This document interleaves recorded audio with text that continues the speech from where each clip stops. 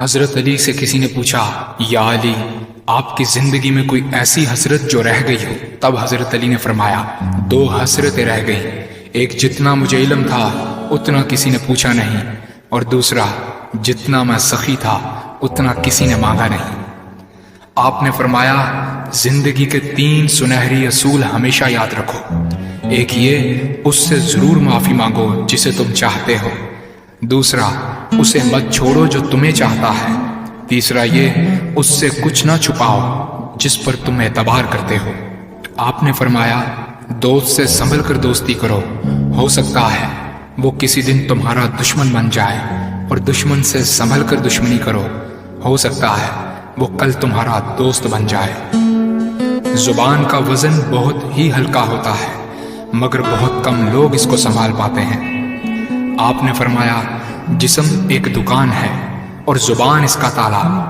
جب تالا کھلتا ہے تو معلوم ہوتا ہے کہ دکان سونے کی ہے یا لوہے کی۔ زندگی تیز ہواؤں کی مانند ہے، جس نے اس کی آندھیاں برداشت کر لی وہ کبھی غم کی گھٹا نہیں دیکھتا، سر سبز و شاداب باغ دیکھتا ہے۔ حضرت علی سے کسی نے پوچھا، یہ کیسے پتا چلے گا کہ جو پریشانی یا مصیبت ہم پر آئی ہے وہ اللہ کی طرف سے آزمائش ہے یا ہم پر اللہ کی طرف سے سزا ہے؟ آپ نے جواب دیا، جو مصیبت تجھے اللہ کی طرف لے جائے وہ آزمائش ہے، اور جو مصیبت تجھے اللہ سے دور کر دے وہ سزا ہے۔ حضرت علی کے پاس ایک یہودی آیا اور کہا، میں نے سنا ہے کہ آپ مسلمان جب عبادت کرتے ہو تو وسوسے اور خیالات آتے ہیں، جبکہ ہم عبادت کرتے ہیں تو ہمیں نہیں آتے۔ حضرت علی نے جواب میں فرمایا، اگر ایک گھر فقیر کا ہو اور ایک گھر امیر کا تو چور کہاں جائے گا؟ یہودی نے کہا، امیر کے گھر میں۔ حضرت علی نے فرمایا، تبھی تو شیطان ان کو ستاتا ہے جن کے دل میں اللہ ہو۔ جن کے دل میں اللہ کی محبت نہیں ہوتی وہاں شیطان کا کیا کام؟ آپ نے فرمایا، جب تمہاری جان کو خطرہ ہو تو صدقہ دے کر جان بچاؤ، اور جب تمہارے دین کو خطرہ ہو تو جان دے کر دین بچاؤ۔ آپ نے فرمایا، یہ زندگی 2 دن کی ہے، ایک تمہارے حق میں اور دوسرا تمہارے مخالف۔ جس دن تمہارے حق میں ہو اس دن غرور مت کرنا، اور جس دن تمہارے مخالف ہو اس دن صبر کرنا۔ کسی کی مدد کرتے وقت اس کے چہرے کی طرف مت دیکھو، ہو سکتا ہے اس کی شرمندہ آنکھیں تمہارے دل میں غرور کا بیج بو دیں۔ 3 چیزیں ایمان کو تباہ کر دیتی ہیں، امیروں کی محفل، عورتوں کی صحبت اور جاہلوں سے بحث۔ حضرت علی نے فرمایا، جانور میں خواہش اور فرشتے میں عقل ہوتی ہے، مگر انسان میں اللہ پاک نے دونوں رکھی ہیں۔ اگر وہ عقل دبا لے تو جانور، اگر خواہش کو دبا لے تو فرشتے کی مانند ہو جاتا ہے۔ آپ نے فرمایا، اپنے جسم کو ضرورت سے زیادہ مت سنوارو، اسے تو مٹی میں مل جانا ہے۔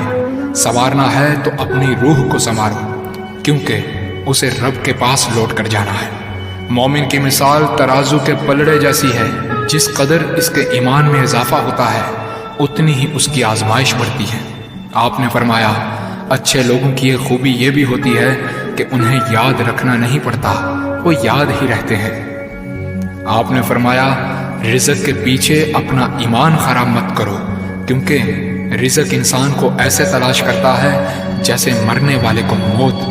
حضرت علی نے فرمایا، رشتے خون کے نہیں احساس کے ہوتے ہیں، اگر احساس ہو تو اجنبی بھی اپنے ہو جاتے ہیں، اگر احساس نہ ہو تو اپنے بھی اجنبی ہو جاتے ہیں۔ ایک مرتبہ قصاب آواز لگا رہا تھا، تازہ گوشت ہے لے لو۔ وہاں سے حضرت علی کا گزر ہوا، قصاب نے آپ سے کہا، تازہ گوشت ہے لے جائیں۔ حضرت علی نے فرمایا، آج میری جیب اجازت نہیں دیتی۔ قصاب بولا، میں آپ سے ادھار کر سکتا ہوں۔ اس سے آپ نے ایک بہت حکمت سے لبریز جملہ ارشاد فرمایا۔ آپ نے فرمایا، یہ ادھار میں اپنے پیٹ سے کیوں نہ کر لوں، جس کو میں جنت میں اس سے بہتر غذا کھلا سکتا ہوں۔ حضرت علی نے فرمایا، لفظ انسان کے غلام ہوتے ہیں مگر صرف بولنے سے پہلے تک، بولنے کے بعد انسان اپنے لفظوں کا غلام بن جاتا ہے۔ آپ نے فرمایا، کوئی تمہارا دل دکھائے تو ناراض مت ہونا، کیونکہ قدرت کا قانون ہے، جس درخت کا پھل زیادہ میٹھا ہوتا ہے لوگ پتھر بھی اسی کو مارتے ہیں۔